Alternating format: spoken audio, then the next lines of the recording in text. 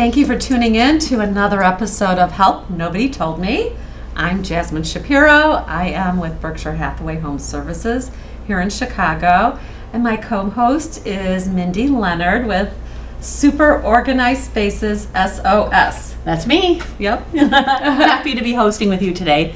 And I'm even happier that Bonnie is here as our guest today. So I am going to read you a quick blurb on Bonnie and what she does. I'm a professional organizer, as is Bonnie, but we do very different things, and I think you're going to find it very interesting.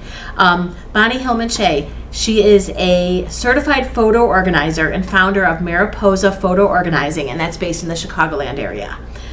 She's been doing this for 17 years, and she organizes, edits, and scans her clients' lifetime of printed photos that for years have been hiding in boxes, spare bedrooms, attics, basement, anywhere. Everybody's got those piles of boxes of photos, right? Her goal is to have clients to have access to their family photos and treasures so that they can enjoy them versus having them sit in boxes, because that does nothing, right? And then be able to share them with their children, their grandchildren, and generations to come. And then, of course, the last thing is now they're safe from any sort of disaster that may happen. So welcome and thank you for taking time out of your day to be with us. Thanks. I'm glad to be here, ladies. Yeah. So is there anything else in that bio introduction of yourself that you would like to share with everybody? Well, as it says, I specifically work on printed photos at this point. I've been doing this for 17 years, and I have found that the printed photos are at the highest risk of being lost or damaged. Unfortunately, you have disasters around the world, and one day you have your printed photos, and the next day they're gone. Digital, we have backups if you're doing that, Right. All that, the syncing. And so that's so important to me, and my heart and my head work together and making sure that the stories behind these printed photos are captured, while the people who are with us, who know the stories, are here.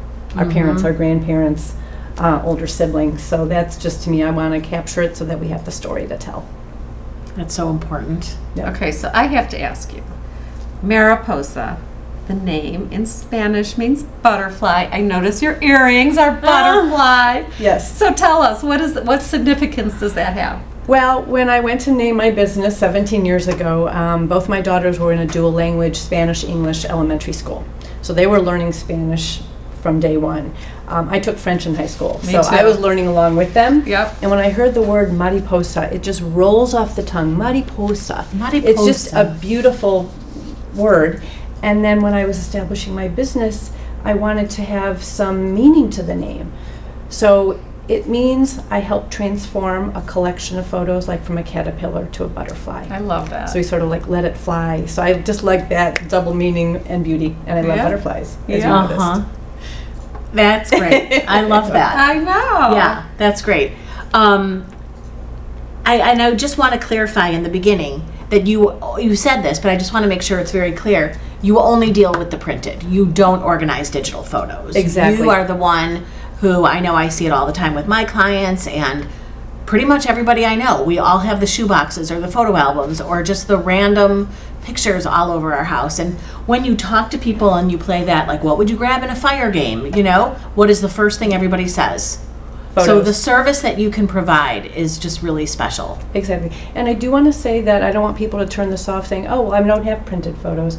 I have colleagues who do just the digital photos, the photo books, the video montages, so we can talk a little bit later about other resources that people could enjoy. But yeah, to me, it's the boxes of photos, especially when people are right-sizing. As I call it, it's right-sizing, not just Right. downsizing, it's It just is. right-sizing.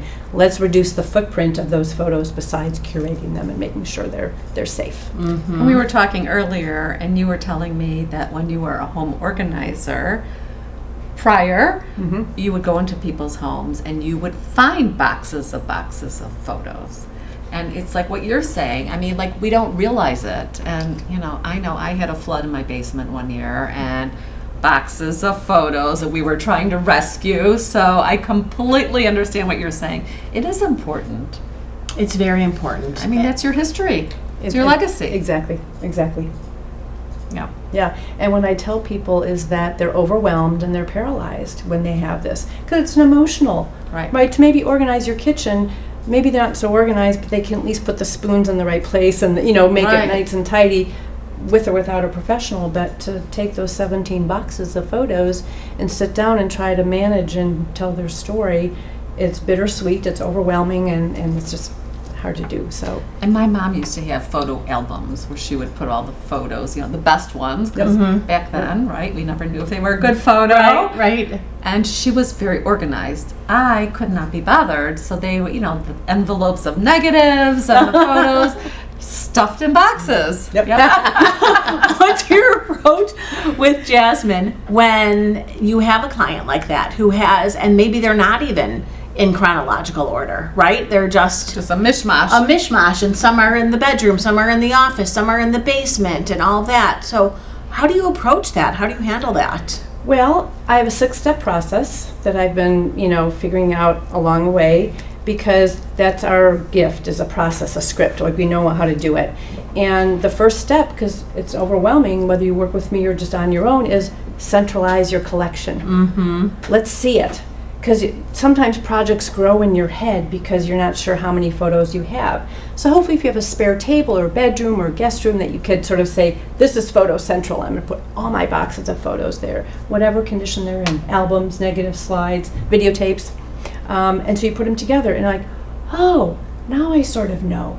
And then we go through the rest of the process of putting them in chronological order, doing a lot of editing, because even if I had a magic wand that I'm hoping to buy someday, there's more photos than you're going to want to keep overall. So I always emphasize quality over quantity, and I repeat that over and over again. And like I said earlier, you might have taken like 5 or 6 photos not knowing if it turned out correctly because they weren't digital back then. Right. And yeah, you don't need all those copies. You need one. No. Yeah. And do you remember when Walgreens or all the various places that you could get your film processed, they offered for free over 99 cents an extra copy? Right. So you duplicates, triplicates. Right. So that's a whole other way. It's overwhelming and sort of dilutes your story. Yes. Having too many. So you have six points in your plan, 6 processes. And I'm sure one of them, I don't know, I'm assuming, but sometimes I would think you would get input from the client too, and they would say, you know what, I only want to keep pictures of people. So all of the landscape pictures and the building pictures and the close-up of the plant or whatever, we know we don't need anymore. Right. Exactly. Okay. And oftentimes, I don't have a formula because each client and their collection are different, so I have custom approach.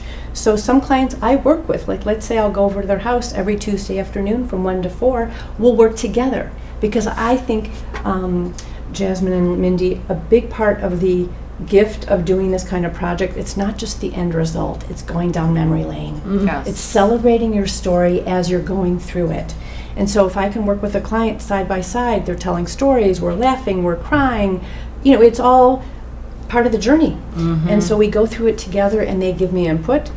There's also other clients that don't have the interest or the time, or they're never in town, and they say, Bonnie, you work your magic. And so I do that with a little bit of input from them. So do you ever have, like, let's say I would be going through my mother's photo albums, and I don't know some of these people, but I'm not sure I should just not keep it. Like, what is your advice to that? Well, generally we want, it's helpful to know who it is, but if you have some good feelings about the picture, let's hold on to it. And oftentimes people have their ancestors, like way back when, and mom and dad didn't have time to name the people. And so we don't know who they are, but it's still part of your story, and it's sort of a generational thing. So we keep a sampling. Okay. It's not all or nothing. It's not like we let go of all of these that we don't know the names. But some of them we hold on to just to make sure the picture is complete. And when you say the pictures are complete, you don't mean the actual photo, you mean the full-on story of the... Exactly. What do you do with photos that you're getting rid of? Where do they end up? Great question. Most of them they let go, and they're not recyclable, so you can't put them in your recycle bin. Right. They are garbage. They are trash. And I know some people are a little hesitant or just feel weird throwing a picture away. And when I spin it into a positive frame of reference is that by editing your collection, you're letting the best ones rise to the top, and each picture has a story to tell. If we hold on to too many, it dilutes your story. So let's just edit it so it's really the highlights, it's really the best of your story. You're creating a highlight reel of someone's life. Bingo. Well said. Yeah. Yeah, and you say all the time that, people, like you've had a client that had like all this fabric from her mother. And really, do we need to have bolts and bolts of fabric that you're not using? Right. Let's take a piece of each bolt of fabric and let's make a quilt or something that you have it, Right. but you don't have to have a massive storage unit of it. Right. Right, exactly. You want a representation. And I think that's what you're saying about Yes. your pictures of your ancestors and all that. Right. Do historical societies take pictures from the 1800s and help with that? I sort of know where you're coming from, because as a residential organizer in the past, we never want to let go of stuff that's maybe valuable or meaningful and just throw it out. To answer your question, typically not. I mean, there's some extraordinary circumstances, like I work with a lot of families, their parents were survivors of the Holocaust. And so yes, sometimes the museums, the Holocaust museums will take them, or a historical society, but rarely is that the case. Right. But you can also share it with people. Like sometimes with the duplicates, I say, make a postcard, mail it to your cousin in California. It'll be fun for them to show up in their mail, a picture when your third birthday party that they were at. So you can sort of have really some fun. Yeah. That's a very fun Especially idea. who sends postcards and mail anymore. Right? Yeah. Right? I mean, so that would yeah. be a nice surprise. I love that idea. Yep. I love that idea. Yeah. Very, very clever. Yep. So you said step one was getting it all centralized. Correct. Then what happens? Step 2 is chronological order. Okay. Because I find as human beings, we like to have our story told. Your daughter is born, you see her grow up, you yourself. And so chronological, and it's universal, right? It doesn't matter who's in the picture, whose side of the family, it's this universal master chronology. And then the third step would be to do the editing, to sort of say, okay, duplicates, poor quality, redundant content, let's just sort of, figure it out. And then the fourth step is to have it scanned, because scanning technology is on our side, right? We can scan it, and color correction in that process is great. So even if a photo has gotten yellow with age, or too blue or too pink, we bring it back to basically its original content. So now you can make a photo book with these digitized, with this quality of images that's just amazing. So the digital version of it, and now they're backed up. Right. And you can share them. It's like if somebody has 3 children, well, we can give them a flash drive of for each of their kids. So you don't have to decide, well, who gets this picture? Right. Everybody gets it. Right. So it's just awesome. And then we add information to the photos, because now we can name who's in them. We can add data of where the picture was taken, whose birthday party it was, because now we want to have a collection that's searchable. It's not just in a photo album of printed photos, but we can use it like we use photos we take on our phone today. So it's just amazing. And then we can share it with everybody, and you can back it up and make sure it's on your computer or your phone, Right. and enjoy it.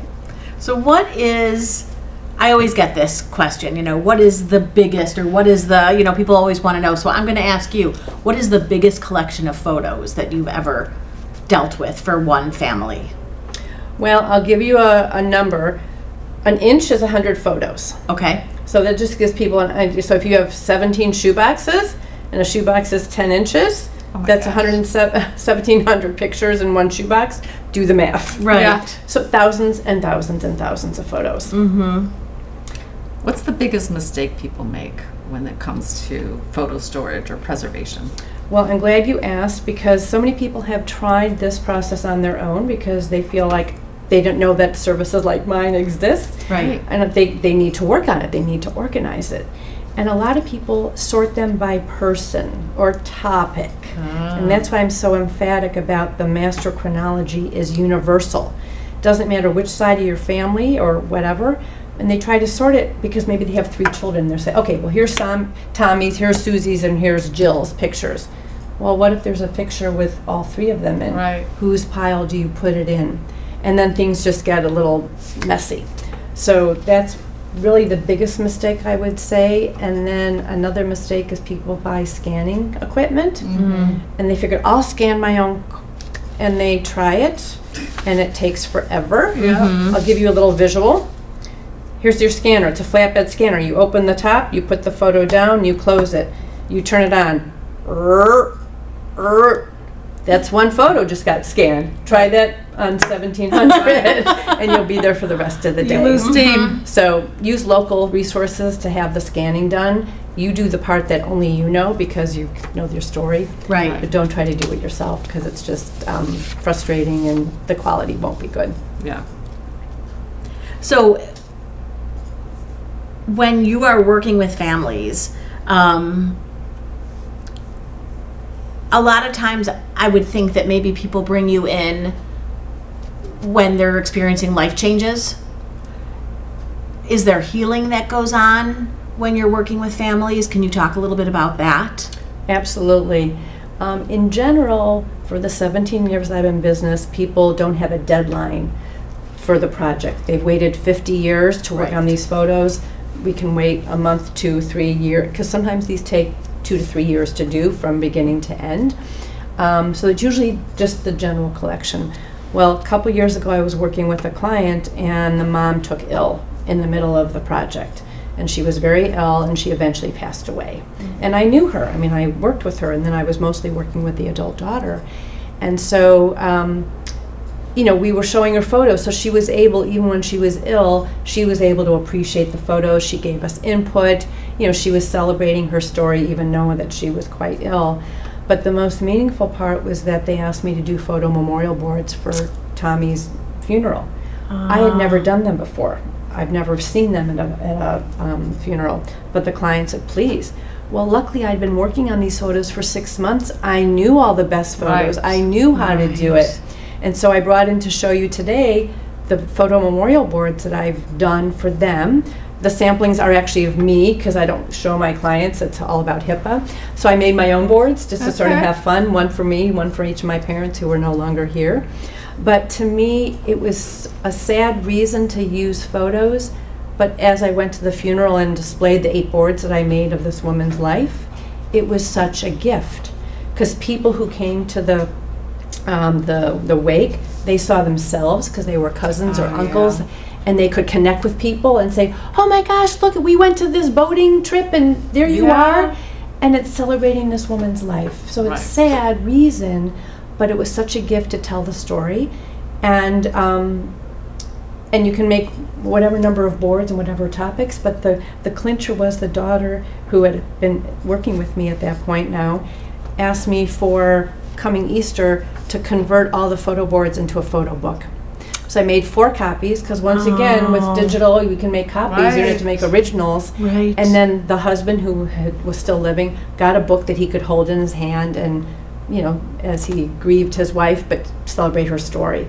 So once again, and I've done that quite a few times, what I'll say right now is it helped me realize every day is a gift and let's celebrate people before they pass away. Don't wait to a funeral. So I'm doing a little creative celebration of people with their photos beforehand. I love that, and I know that my sister-in-law made a couple of books, digital photo books, and because my mother loved to always keep photos and albums, and she passed recently, and that's what I was holding on to, like when we were at her house, when she was in hospice, then when she passed, I took them home with me, they're on my coffee table, but I feel like I have a little piece of her with me, and it's really healing. It is, and I feel like something tangible. Digital is great. We have it on our phones. You can have it on a TV. It's great. It's not the same. I think our hearts connect to the memory and the story, and you can pass it around on a family occasion, and the stories just start flowing. Right. There is something to be said about having a photo, the tactile feeling of a photo, or a book that you're looking through versus a screen. Right. There is something very. What a beautiful story. Yep. I got teary-eyed. Yeah. I got teary-eyed. That was really beautiful. You go. Sorry. No, So no. a typical project, starting from beginning to end. I mean, you said it could take several years. Is that typical, or would you say most are shorter? Like I mentioned, there's really typically no deadline, so things can sort of take time, and if people travel back and forth, they will definitely take months and months. Right. Depending on the duration is when the client's available. Right. To work with me to finalize, and if they expand the scope or find more pictures, because that happens. I'm sure you're not there from 9 to 5 for Correct. years. Yeah. Right. Yeah, 3-hour sessions, and exactly. If somebody wanted to if they were feeling motivated, one, they could reach out to you and have you help. And I'm sure you're one person, and so there are only so many hours in the day, right? But they can reach out to you and you will share your contact information. But what if they're listening to this and they're like, you know what? I'm going to do this. I'm going to get started today. I'm going to do something. What is something that they can do to start managing? Would it be centralizing all their photos? Would that be the first start? That would be the first start. Okay. Absolutely. And then Yes. have your contact information, because after they scan about 10 photos, they're going to be like, I'm done. I need to contact Bonnie. Exactly. Right. And I'll mention that if someone's listening to this outside of the Chicagoland area, I have a professional association called the Photo Managers. Oh. And they can visit that website and find a place in their locale, or if they want only their digital work done or a photo book made, they can Interesting. search for that. So I want to make sure everybody's very aware of resources that are in their neighborhood, even if, and we're international. So if you live in Australia or New Zealand, we have people here, and Argentina too. So Wow. yeah, take the next step, or you can call me and have a 15-minute chat with me, or a Zoom session. I want to get you unstuck. I want There to you get go. you moving forward and Right. started on your treasured collection. And how do they reach you? My website is mariposaphotoorganizing.com, and everything's there. You can make an appointment with me. You can, if you'd like to subscribe for my newsletter, if you want to get monthly, digital tips on how to manage your photos. And Mindy's going to be a contributor to that. That's going to be someday so down the fun. road, Thank it'll you. be fun. I'm excited about And that. we'll have all your contact information in our show notes as well. Okay. Right. And let me also mention one other thing, because there's a lot of do-it-yourselfers out there, which is great, and I want to get them started. I presented locally at a local library here in Glencoe, Illinois, and they recorded my presentation. It's almost an hour long, and they put it on their YouTube channel. Oh. So we'll put that in the contact notes too, Okay. because you could watch my 6-step process and question and answers and get a little more and watch it at your convenience and know more how it would help you. That's really great. Fantastic. Do you do a lot of those in-person kind of training sessions like that? Presentations, I don't do like one-on-one. I'm not more of a coach. I am the doer. I like doing it. Right. And that's where my brain is best spent, is on, and I also want to explain to people that you'll have local scanning companies typically where you live. Oh, And right. so, and I don't do my own scanning anymore. I'd rather use this brain for just what I can really do and use my heart to dedicate to my clients. So, and don't ship your photos anywhere to get scanned. All right. There's too many companies that will say, oh yeah, just ship us in a box. No, go local. Yeah. Keep them safe. Yes. They're not replaceable. They're not replaceable. That's the whole point. No. Have there been surprises? Have you uncovered things that people totally have forgotten in their stories, or shared with future generations about grandparents that people just never knew? They see a grandparent own a grocery store. They never knew that. Or any other kind of surprises that have come up? Not so many surprises, but it's just such a gift that my clients are reconnecting with their memories. And not that they're not good at memory, but they haven't seen these photos in 10, 20, 40 years. And so it's just such a joy for them to see it. And how many clients I work with, they have their phones right while we're working at the table, and they'll look at a picture and say, oh my gosh, that's Susie, I just talked to her the other day. And they'll take a quick snapshot with their phone Right. and text it. Yeah. Yeah. It's not a perfect, scan, but Right. who cares? It's the story begins to be Yes. connecting. And like at high school reunions or wherever you go, Right. family reunions, you could bring this kind of stuff to share and enjoy. So special. I know. Yeah. Well, we appreciate you coming today and sharing all this wonderful information. So thank you so much for joining My us. pleasure. Really And- interesting information. Yeah. And to reiterate that there are people like you all around the world, right? So you are based in the Chicagoland area, but somebody listening within the U.S. or somewhere else, Yep. Yeah. it's a very important thing. Yep. Well, thank you to tuning in today, and please like, subscribe, share this podcast with anyone who you think might find it valuable, and tune in next week for another episode of Help Nobody told me.